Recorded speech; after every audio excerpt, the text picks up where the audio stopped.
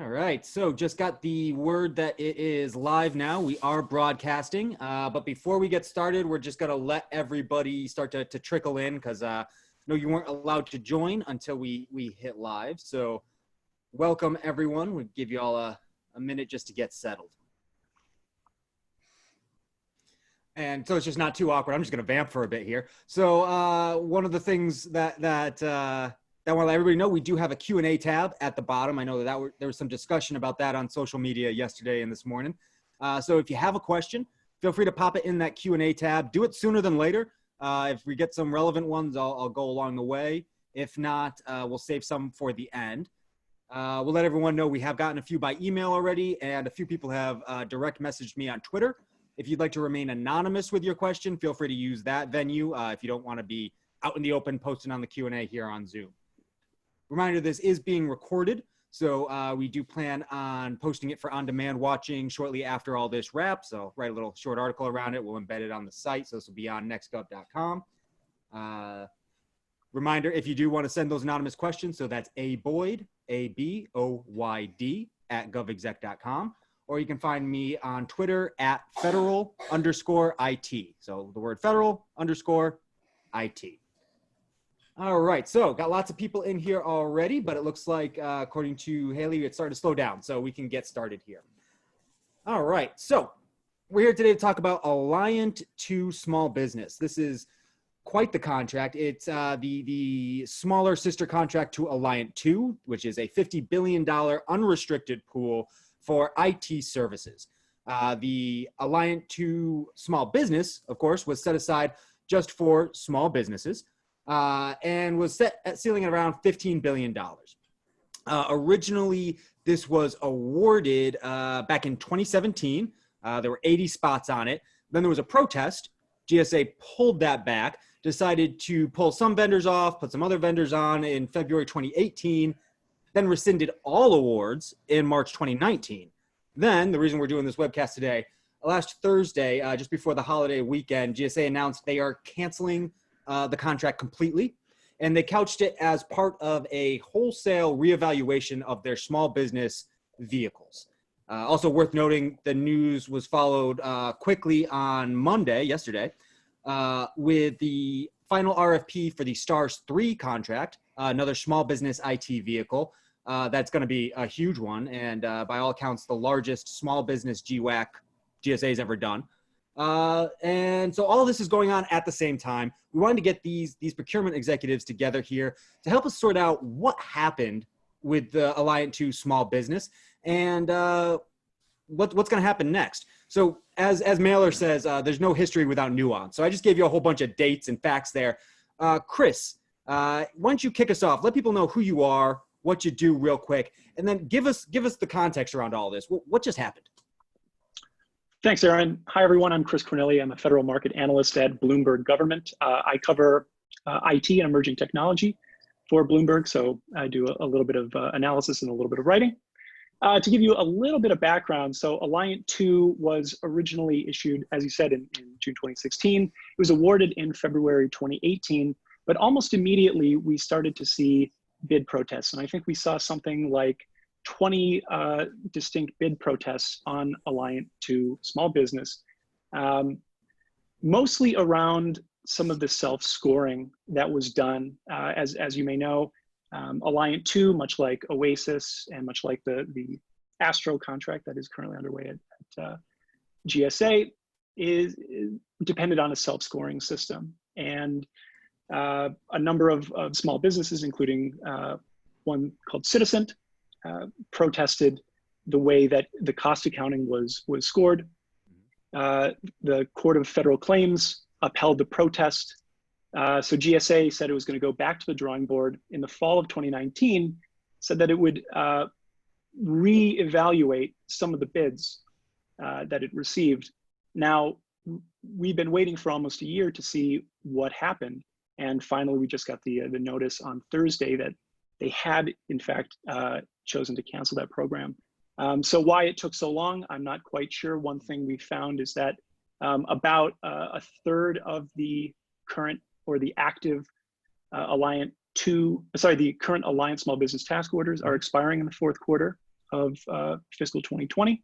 So that may have put kind of a fire in their belly to get some alternative in as quickly as possible. But we're still waiting for more reporting.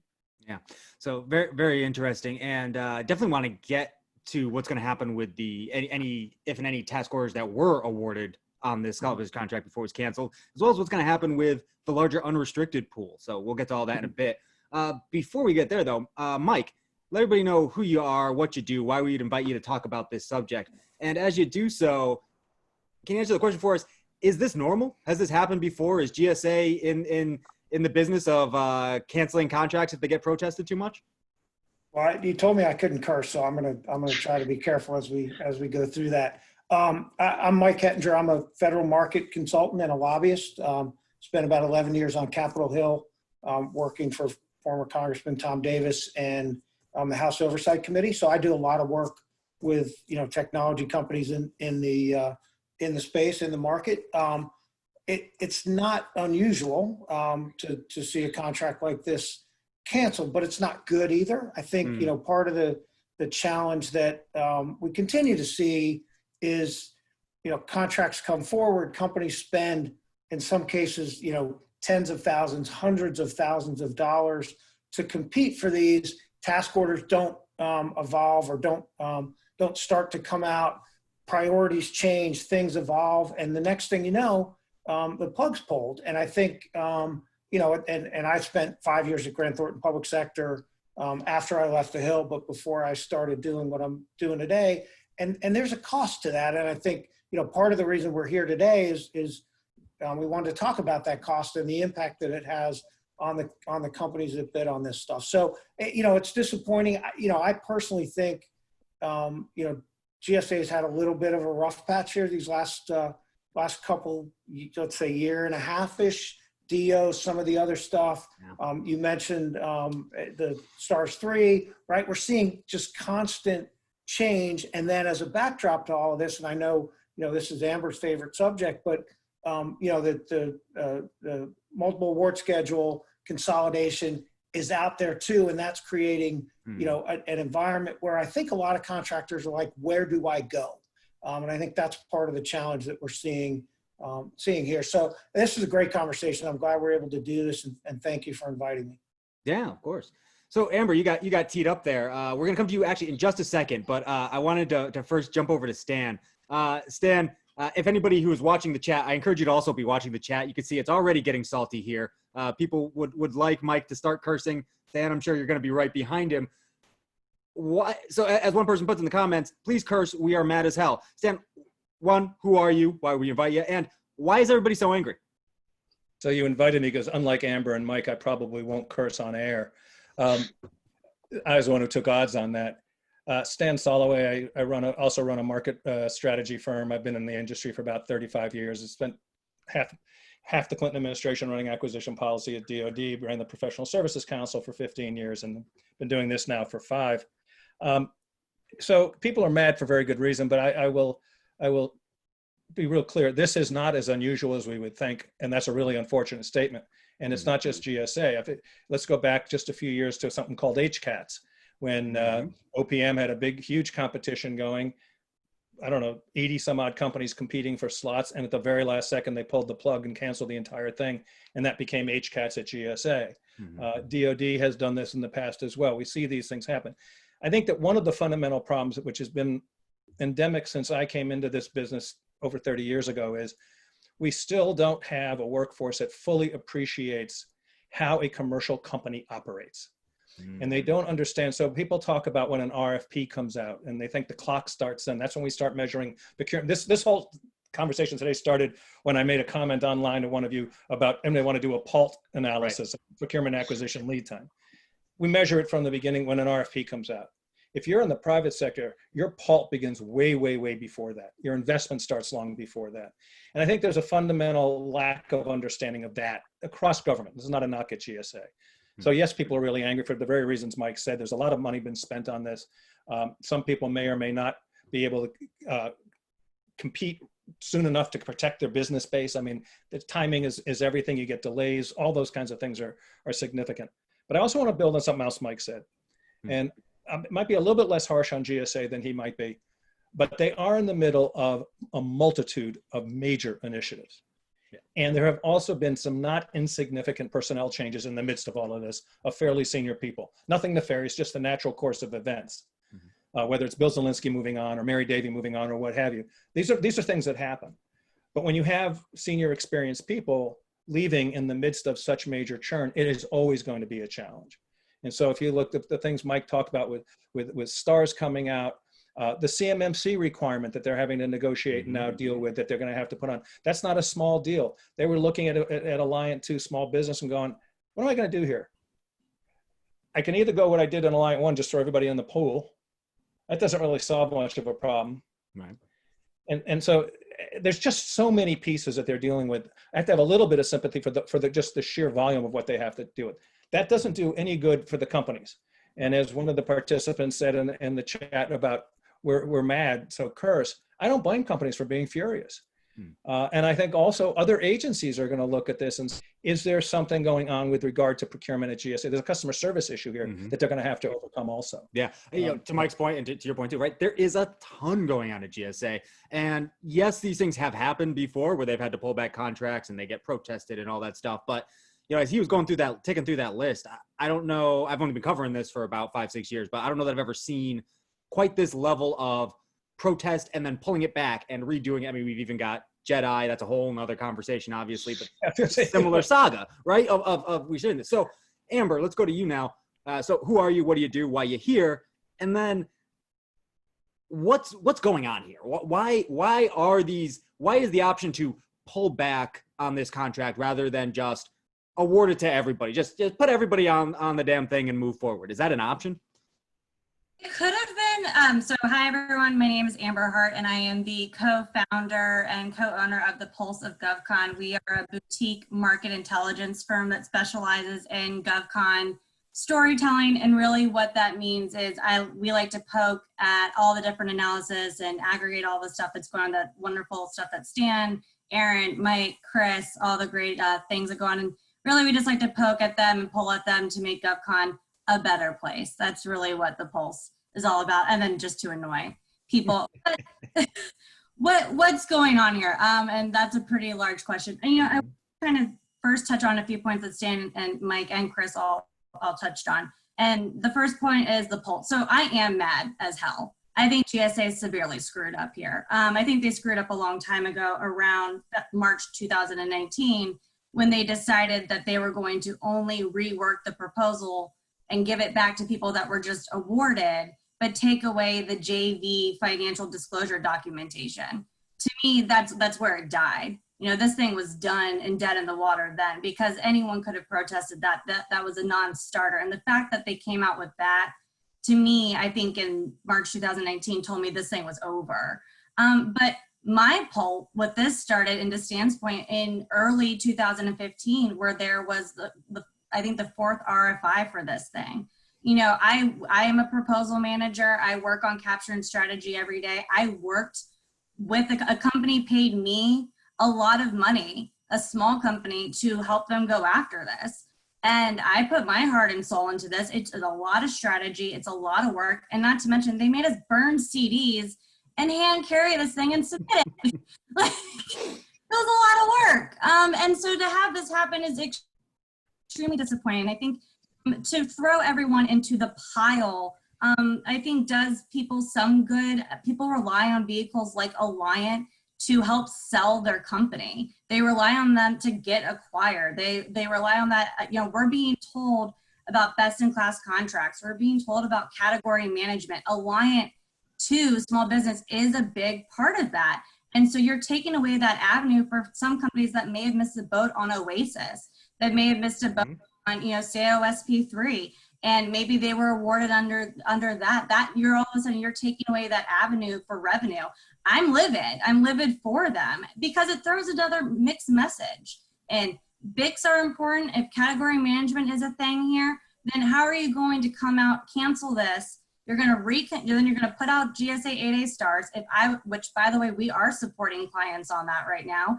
And I do tell them, what if GSA does the same thing here? What's real difference, right? If CMMC is the thing that made them throw in the hat here, okay, they added that clause in, but I would be hesitant, right? And that's a humongous vehicle. That's a lot of potential. Mm-hmm. So I think GSA did a lot of damage, to industry's trust at large. I think they've done a lot of, because like we all said, it's been a hard few years for them.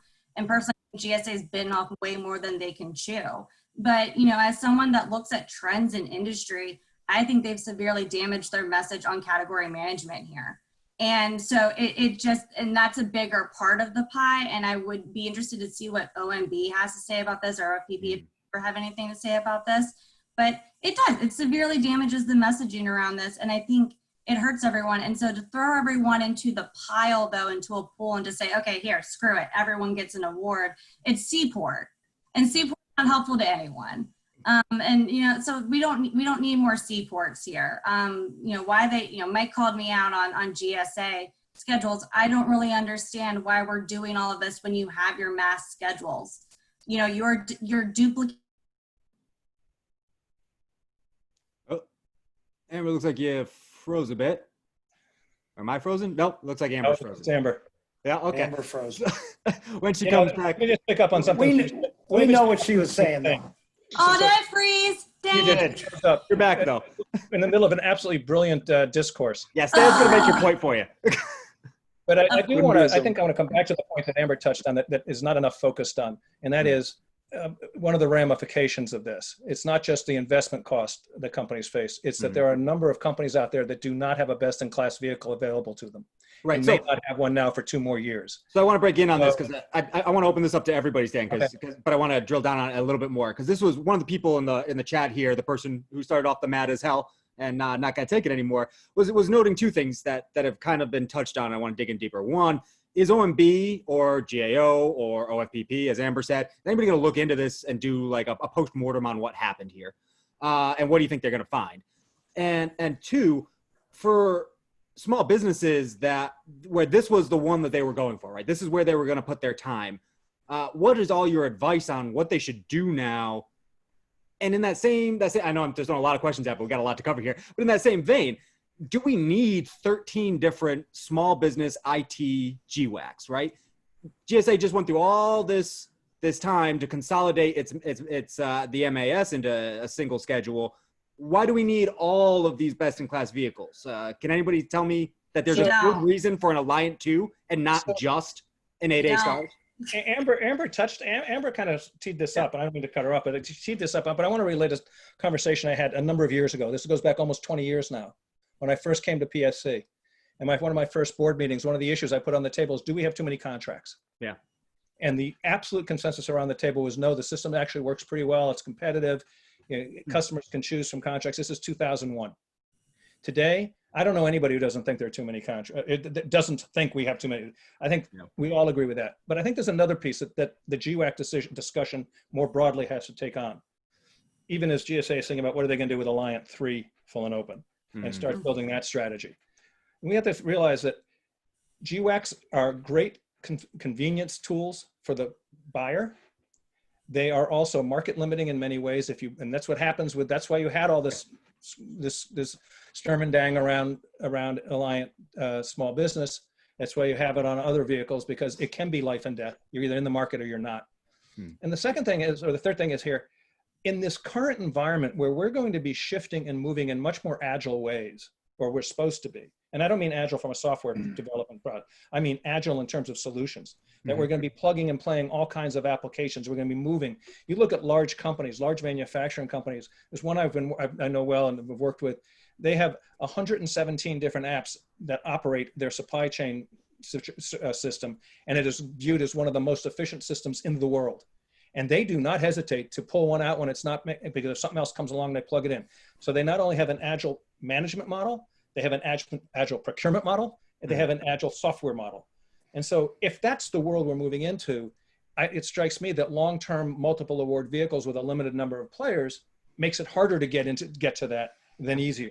And so the question really becomes, is the world now overcome having all, you may want a few for certain requirements, but the question is the market overcome Right. overcome the need and overcome the. And not just the market, and the agile methodologies, but also just the data and the searchability, right? If I'm Right. at a point where I can actually search the entire, what used to be the multiple award schedule, right? If I can just search every GSA contract at once and not worry about what vehicle it's on, then what does it matter what vehicle it's on?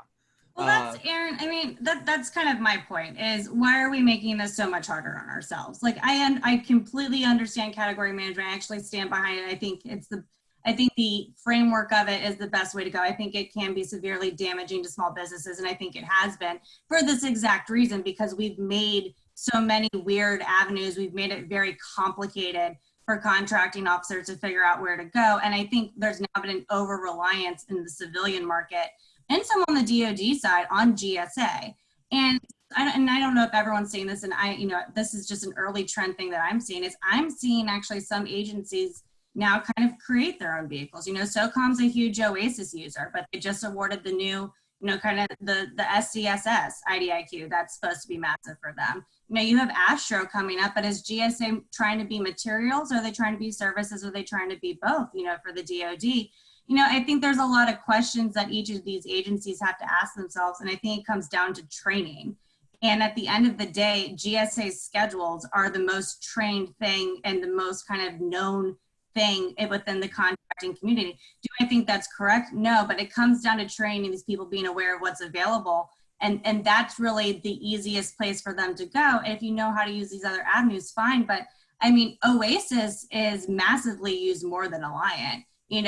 That's their crown jewel right now. And Alliant, too, is a bigger deal, but getting rid of Alliant 2 small business, you have, I said something the other day when GSA came out and they canceled, Alliant 2 small business. And they said, well, work can go to Vets 2. Vets 2, I'm sorry, is not a thing. They have not pushed it. They have not used it. The money spent on Vets 2 has decreased more than 70% over the past 6 years. That thing has been a failure to SDVOSB. So, if the GSA's goal is to create socioeconomic vehicles, which I can get behind, right? We can get that. 8A STARS has been a major success. Mm-hmm. That's what they should do, and they should just come out and say it. I think by saying, this is about a supply chain issue, and we're not sure, okay, then that means that your micro purchasing approach initiative, is that currently wrong now that you just awarded? Is the 8A STARS thing going to be an issue? What about the mass schedules? Do those need now CMMC integrated? I think they opened up a big can of worms, and I think by not coming out and being transparent about why it actually happened, I think is going to harm GSA in a more significant way. And all you're going to do is in a few months release a new acronymed, IDIQ GWAC vehicle and slap the Alliant 2 small business SAW on it and call it a day. I think you're going to see a very, very mad industry. And I know I'll be screaming about it on Twitter. I mean, it's possible that happens. I don't predict it going that way because I don't see any upshot for GSA there, right? If they were to go that direction, then why bother canceling it in the first place if you're just going to re-release? I just don't think they knew what to do anymore. I think Stan hit on it, and you have so much change in leadership there. There's been a lot of people leaving. I mean, even in the middle of the Alliant source selection, they had a lot of leadership changes. They've had a change in managerial leadership, but I don't think they've had as much change in direction, right? GSA, the category management move, the consolidation move and how that feeds into category management, the idea of basically everything they're doing is still on track with the overall goal that GSA has had for maybe close to a decade now. Is that right? Yeah, I mean, just take GSA IT-70 schedule and add it onto that and make some socioeconomic pass down there. So we're running short on time here, though, and I want to do two more things before we're done here. One, I want to talk about what this is all going to mean for GSA. We've touched on that a little bit here, and I want to get to that in a second. But before we do, Chris, let's go over to you and start there. What does this mean for contract holders on this contract? One, have there been task orders awarded, and what's going to happen to those task orders? And two, for the people who were on that small business contract, can they just make a leap? Is GSA going to reopen the unrestricted pool and they can just jump into that one? Are they going to be grandfathered into STARS in some way, right? Is there anything that GSA is doing to help the small businesses that were on this contract? I think that that's really still up in the air right now. A lot of these partner agencies that are heavy users of the Alliant program are looking to reassess their options right now. I mean, the DoD, which is the current largest user of the original Alliant contract, is now looking at vehicles like CIO SP3. And you have a lot of overlap between Alliant 2 small business and CIO SP3 small business, but that's not a perfect match. Some of the top small businesses on the original Alliant contract do not have spots. And then again, some of the largest small businesses, some of the largest winners on the original Alliant contract are actually joint ventures, and they will not have an option if that, or now that Alliant 2 small business is canceled. So, I think we're really waiting to see.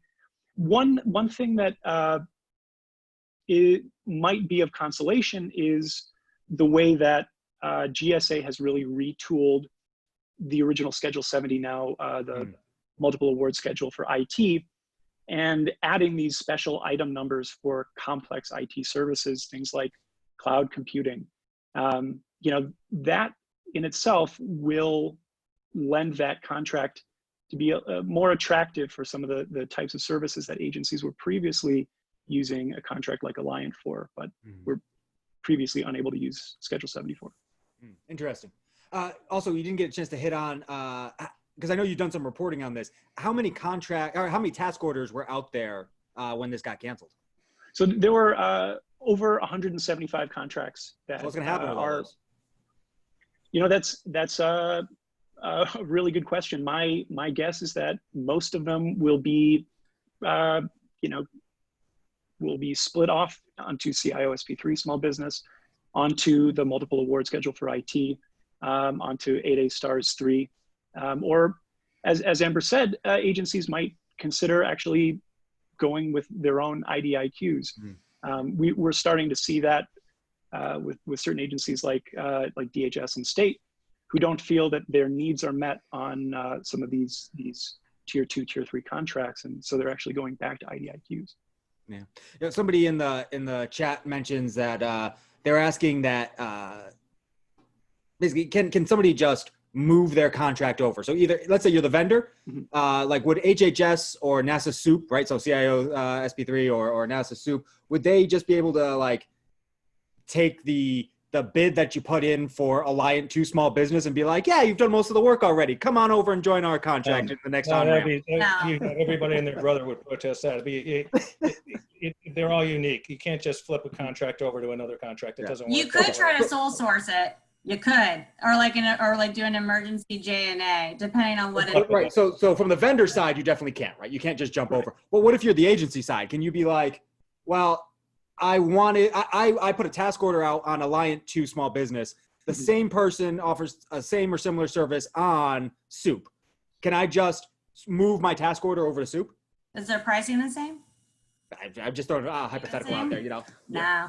No, you gotta redo everything. Yeah. If they have an existing task order doing existing work and you can make the logical follow-on argument, there might be some way you could do it relatively seamlessly, but it's going to be complicated. And one thing, to go back to what Chris was saying, again, also, say what you will about Alliant, but Alliant has been very heavily used. And Alliant, I mean, the full and open Alliant, and it's going to hit its ceiling early. And so the planning has already started for Alliant 3. And I think we can't avoid, even though we're really talking about small business, whether it's the Alliant 2 SB or it's stars, 8A stars, where is GSA headed with its strategy going forward? Is it another copy of the Oasis model and self-scoring and all that? Is it something like a Seaport model where they're just basically creating another schedule? That's really what Seaport in effect is. It's a schedule within the Navy. I think that becomes also a really fundamental question. And then there are some issues with 8A stars that they're still working through, such as how long the task order periods of performance can last on the existing task orders. And that's next week, Stan. That's next week. I'm just saying, there's all of these things relate because they have to sort of have some common thread and some sort of common strategy to deal with them because they're all similar kinds of issues. Yeah. Well, and I don't know that they have a strategy overall for how all this stuff fits together, right? And Stan mentioned before, right? Needs are evolving constantly.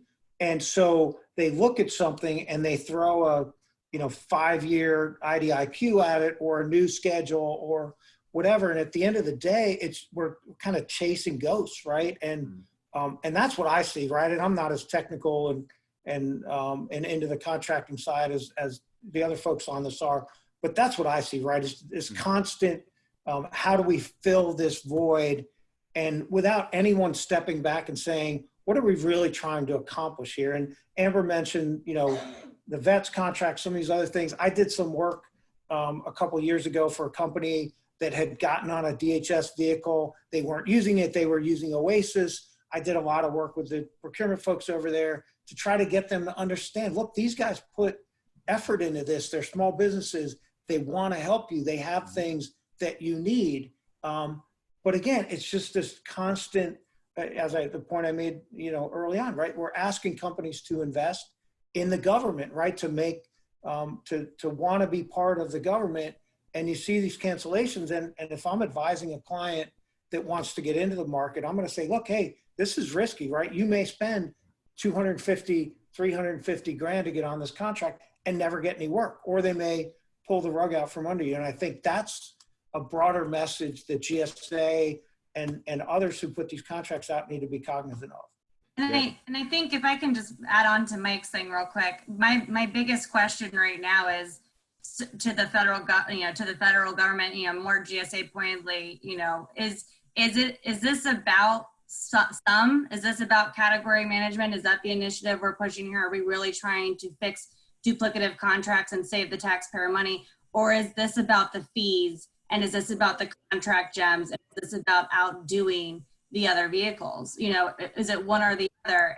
We all know what answer it should be, but someone put in the questions about, can the GSA afford to take the hit on the fees here? Because that's going to be a hit, right? The government shouldn't be run like a business, but that fee thing, I'll say that it's eroding, I think, in that thought process.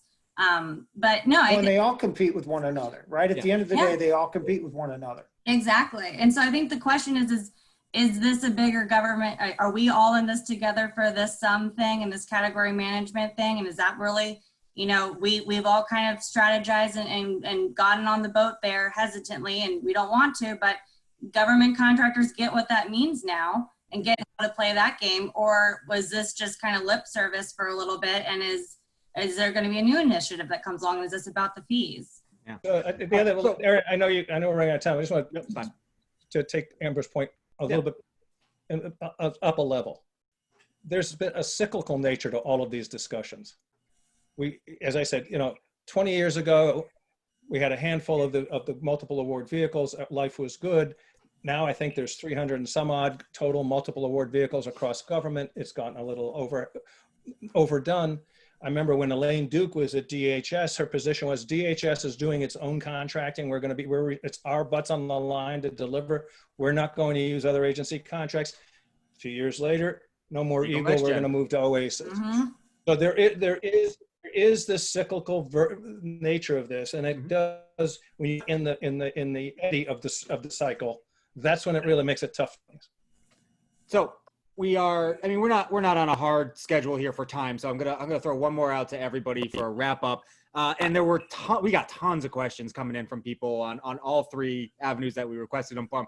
So if you all are up for it, what I think I'm going to do is after we wrap all this, I'm going to tweet out a couple of the central questions as separate tweets. If y'all want to opine, feel free to start threads on those. If you're done with this matter for now, by all means, beg off. But we'll just, because there's been so much interest, I do want to give people the chance to get their questions out there.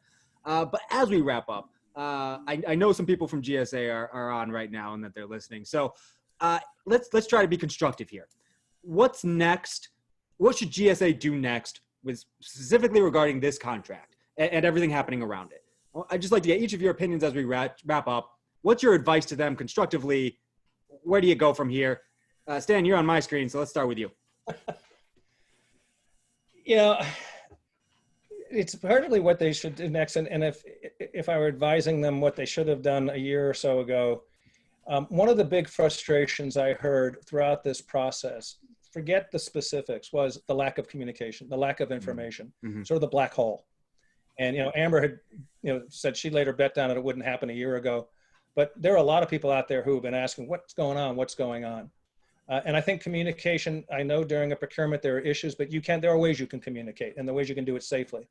And I think the first and foremost thing GSA could do right now is have an industry day to talk about the challenges they went through, take the incoming, because they know they're getting it. I mean, they're grown-ups and they're smart and they're professional. They know what's going on. Yeah. And then start talking in terms of what they're thinking next steps and get some input on that. The first thing I would do is have a very open, literally a very public dialogue. I know GovExec events would be happy to provide a platform for that if they'd like. Amber, you're next. I agree with Stan on communication. I've seen it, we've seen it with Eagle and a few other big, contracts that have kind of held some history here before. And I think especially with those task orders that are expiring, as Chris mentioned, where those are going. I think at the very least, GSA should provide some communication on their own Beta SAM platform, saying where those task orders are going, where they're being competed, or what the thought is, or kind of how that transition process is going. Yeah, or Interact, right? They or have Interact. industry Use Interact, use Beta SAM, use both. I don't care. Use both Twitter, use LinkedIn. Just tell us something. Mike. I'll just echo those two things. I mean, I think they need to find a way to communicate. I think really, as I just said, they should take a step back and try to figure out what it is we're trying to accomplish. Not this is a vehicle that does X, but what do we need to provide to the agencies? How do we provide it? And I think they've done that with the multiple award schedule consolidation, agree with it or disagree with it. They at least have a strategy behind what they're trying to accomplish. So yeah. I think, the ripple effect says we need to take a step back, go back to, Stan's comment about 2001 when he took over at PSC and all the issues there about whether there were too many when there were 30 versus 300. We need to figure out what we're trying to do here, and then, find the vehicles that let us do that. And then people can have some comfort level and some faith that if they invest in this market, they're going to get something out of it. Excellent. And finally, Chris, what you wrap up? I know you're more about facts than opinion. So what do you think is going to happen next? I think that the GSA will conduct a pretty rigorous postmortem on what happened. I think they'll do their best to offer flexibility for the firms impacted by this decision. And they'll keep doing what they have been doing, which is trying to make existing vehicles that they have more attractive for federal contractors and trying to expand that base of suppliers. But obviously difficult times ahead. Yeah. Well, you and I should start working on the FOIA requests now so we can take a look at all that stuff when it's done. All for you, though. Really appreciate you joining us here today to break this down. Everybody in the audience, thanks for joining us on such a quick notice here. I think I'm ready to call this quick turnaround format a relative success. So expect to see some more of these in the future with some more great panelists. Again, planning to continue this conversation for a bit, at least on Twitter, to get to some more of your questions. And this video will be available on demand, hopefully within a couple hours, if not by tomorrow morning. So thanks again to everybody for joining us, and be well. Thank you. Yeah. Thanks, Aaron.